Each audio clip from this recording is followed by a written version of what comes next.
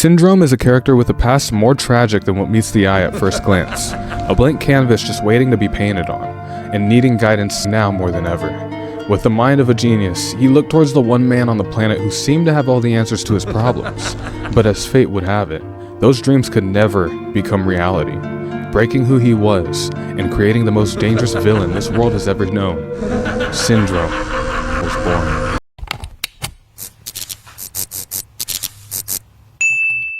Mr. Incredible made Syndrome, and it's pretty obvious. Throughout the movie, there are many signs of his ego, especially when he's wearing the suit and how he allows his ego to justify the way he treats other people. In his eyes, telling a kid to go home is heroic, but it's heroic for the reason that the child could get hurt, which isn't the reason why Mr. Incredible told Buddy to go home. Before they even meet, Buddy had already built his entire identity around Mr. Incredible, to then meeting him on multiple different occasions and having almost everything signed by him.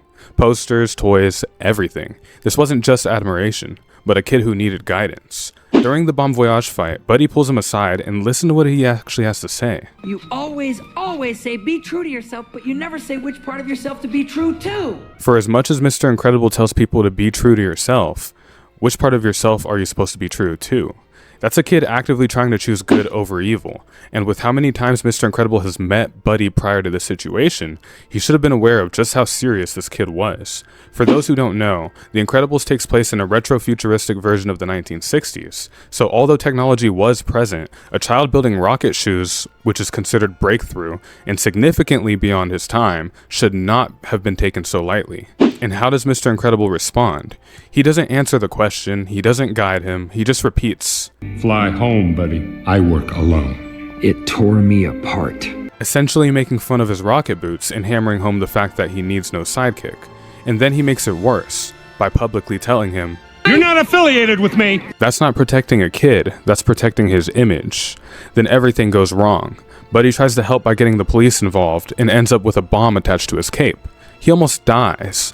And only then does Mr. Incredible show any real concern in his voice. He wasn't worried about Buddy before. I mean, if the kid went from sneaking into his car, which tracking Mr. Incredible and hijacking his car is pretty impressive, to tracking Mr. Incredible during a fight with a villain and arriving a little bit before him, which is also extremely impressive, how much does Buddy have to show you to prove that he is serious about being a superhero? And why is it that even after everything that happened, he still doesn't take Buddy seriously? At least Spider-Man would go out of his way to talk to the child. Buddy almost died. He could have PTSD, he literally put himself in harm's way, and his hero didn't even talk to him about how dangerous what he did truly was. Yet Mr. Incredible still doubles down the fact that, "You're not affiliated with me!" It's like Mr. Incredible is actively standing trial whenever he's around this kid. You would only treat a kid like this as a superhero if you weren't sure the kid was yours. Like Mr. Incredible is trying to avoid child support or something. In his head, I'm pretty sure he thinks the average person is going to see him right next to Buddy and just assume, yellow hair, blue clothes I see, must be related. Objection! Like you literally can't justify this behavior towards a 10-year-old kid, from ejecting him out the car and going to pick up the milk, to literally denying him in his existence entirely. "Fly home, buddy. I work alone." Now ask yourself, if Elastigirl was in the same scenario, would she have treated Syndrome like this? Something similar happens later in the movie when their daughter Violet was feeling conflicted after failing to protect her family during the airplane crash. You can tell she was hating herself, hating her powers, and feeling entirely useless for not putting up a shield when that is literally her powers. But if Helen treated Violet the same way Mr. Incredible treated Buddy... What happened on the plane? I'm sorry. When you asked me to... I'm sorry. Shh. "Fly home, Violet.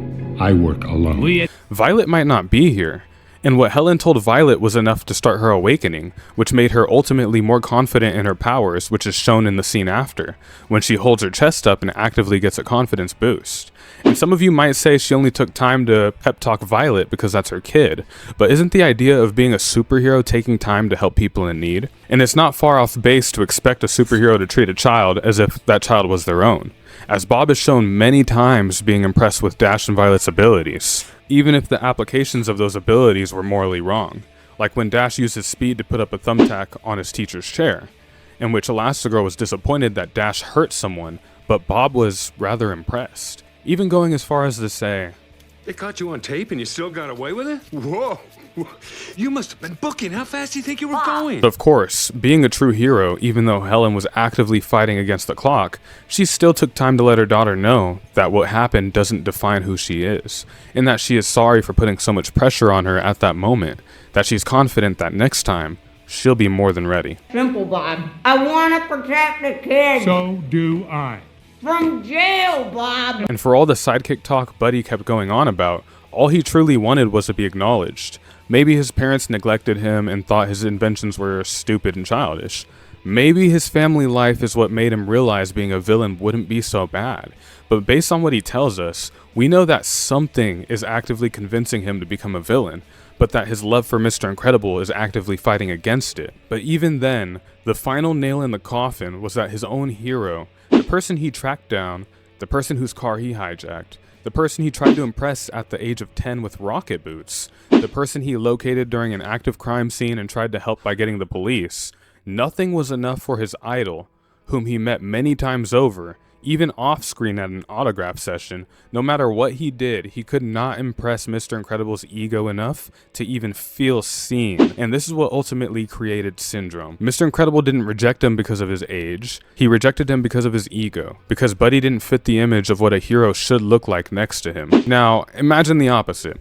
If Mr. Incredible had mentored him, for how dangerous Syndrome became, how powerful could Incrediboy have been? How many lives could he have saved instead of destroying them? You could say this could have been a situation similar to Batman and Robin, but this feels closer to My Hero Academia than anything else. Deku had no powers, but All Might gave him something Buddy never got: reassurance.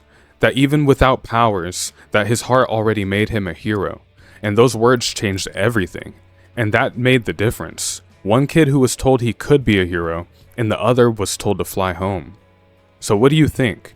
Did Mr. Incredible create Syndrome, or was his change to the dark side always going to happen? Otherwise, if you enjoyed this video, consider subscribing. All the comments and support, whether you agree with my points or not, are actively helping this channel grow, and is motivation for me to continue making videos on topics I enjoy talking about.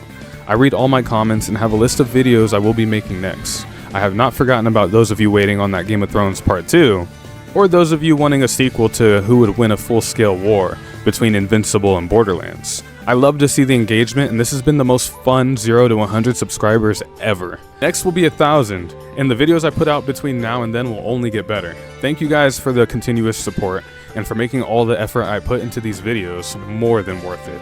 Have a fantastic day. Soul out.